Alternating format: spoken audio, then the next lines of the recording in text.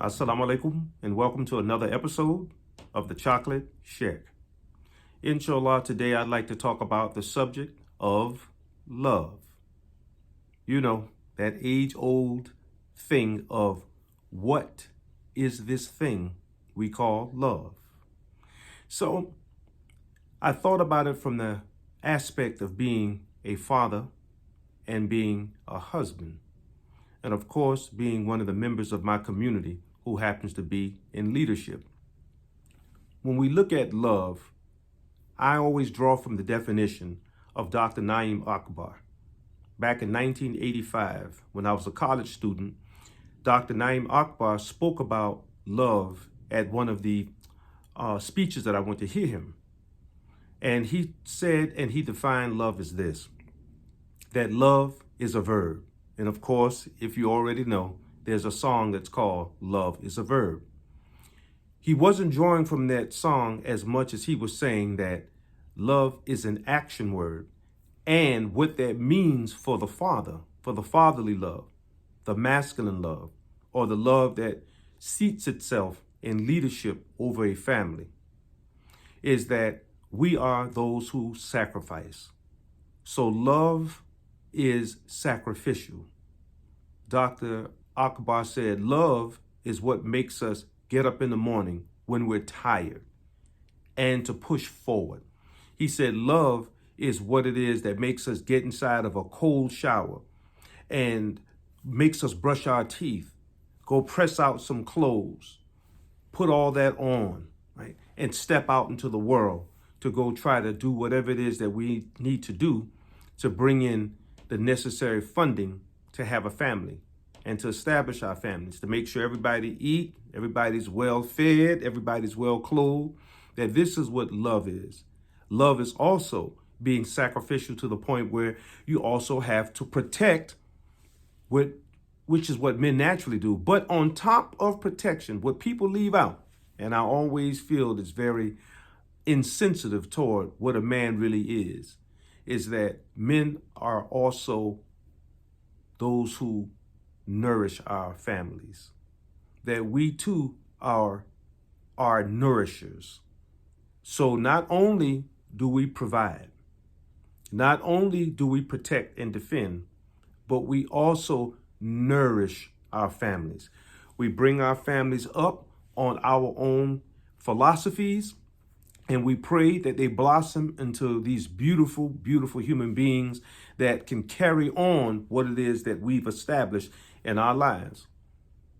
So I heard something, which is one of the reasons why I did this video, is I heard Will Smith, the actor and the rapper, former rapper, speak about how it is that his daughter Willow taught him a lesson. So automatically, my antenna shot up. Your daughter taught you a lesson? Huh. I'm in on this one. I'm listening. What did your daughter teach you, Mr. Will Smith? And he said that his daughter Willow taught him that to be a father or to be a parent was not just to rear a child or raise a child, but it was not just to provide the child with all the things they need, because of course, being parents, that's what we do. But it's also to nourish the child, right? To give the child all the things that he or she needs to come into full adulthood. And then she told her father, and Will Smith took this as the learning lesson, that you allow that child, just like a plant, to then take a natural course after you've given it water, food, sunlight, all the things that you give a plant to make sure it's healthy. Then you leave it alone. And that God put inside of that plant exactly what it needs to become exactly what it should become. This is what Willow told her father. And Will Smith thought that was so enlightening, where when I heard it, I thought, of course, it was bullocks, right? This is just some more BS that these people are pushing out in this secular world, and for people to pick up on, to think that's some type of great wisdom. Like, oh, Willow is so wise. Oh, she was able to teach her father, right? And like, she's the wise child. So I came to, of course, deal with that and to say that, no, Mr. Smith, you're wrong. And yes, Willow, you're wrong as well. said we don't look for our children to tell us what they are to become. It is the job of the parent to guide their children.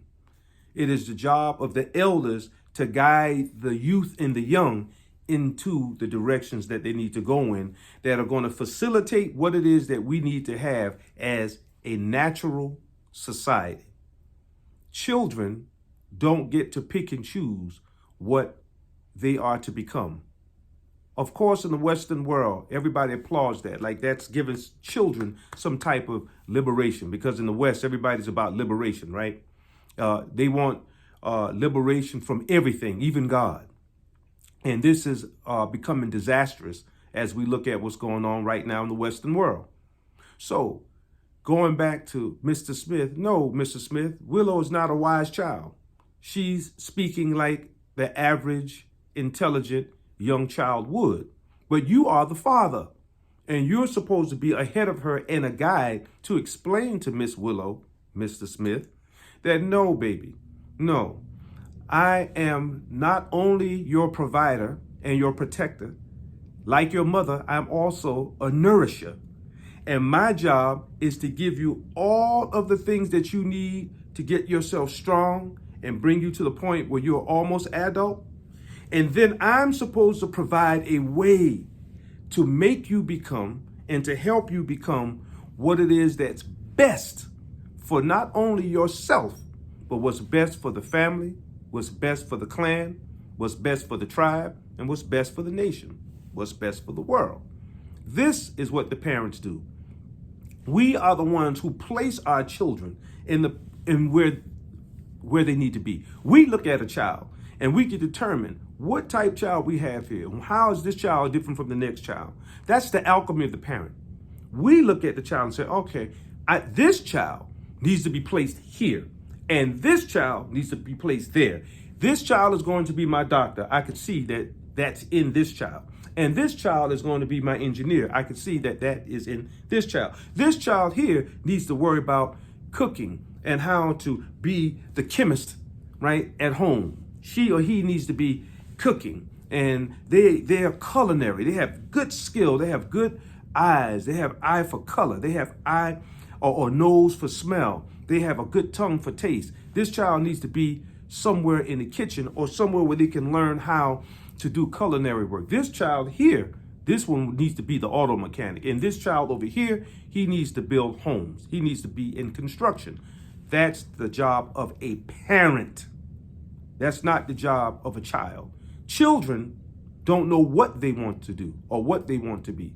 It's the parent that cultivates in the child. We're the ones that give the child what it is they need. And we cultivate them to put them exactly where we know they need to be. And exactly where society needs them to be, so that we can have a functioning, civilized society. That's what the parents do, Mr. Smith. And this is what you should be teaching your children, Miss Willow. And it shouldn't be the other way around. So what is love, right? What is this thing called love? So love is also being able to say, Abu, all the fathers out there, that, look, I will provide for you. I will take care of you. I will protect you. I will give you all the nourishment that you need mentally, spiritually, and physically. And then I will place you into the world right where I, as Abu, know you're supposed to be and what's good for you. And then you'll see the benefit of the hikmah, of the wisdom of your Abu, your Baba, your Papa, your fathers, your daddies, etc. Okay? So what is this thing called love? As Dr. Naim Akbar said, love is an action word. Love is a verb. And it is what we parents do, and particularly what we men do, to make sure that everything's going to be all right with our families. That's how a man shows love. We don't show love the way mama does. We don't show love when kids cry and there are things that are wrong, that we run and we pop a boob out and then stick the child to the boob. That's not the way that men lead. Men, we lead with an iron fist, but cloaked and covered in a velvet glove. This is the way of the man. And this is what men have to get back to without feeling any shame or feeling any, people making us feel like we need to feminize, that the feminine way is the best way for the children. The feminine way is the best way for the society. No, we have to have a balanced society. We have to have the masculine and we have to have the feminine to make sure that we're led aright.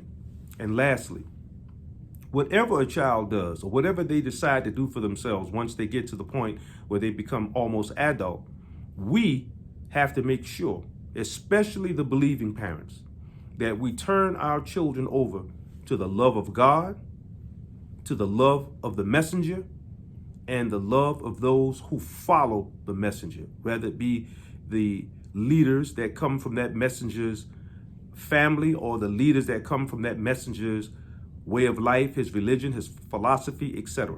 That's the job of the parent. So for those of us who are Muslim, Sayyidina Muhammad sallallahu alaihi wa alihi was reported to have said that the best heirloom you can leave for a child is good manners. The best heirloom you can leave a child is good manners. And he said further, and the love that you want to give to your child is the love of God, the love of myself, meaning Prophet Muhammad, on him be peace, and the love of those imams, those leaders that come from my household. Teach them the love of God, which comes in the book of Allah, which we call the Quran. Teach them the love of the messenger of Allah, how he lived his life, his philosophies, how he moved, how he grooved.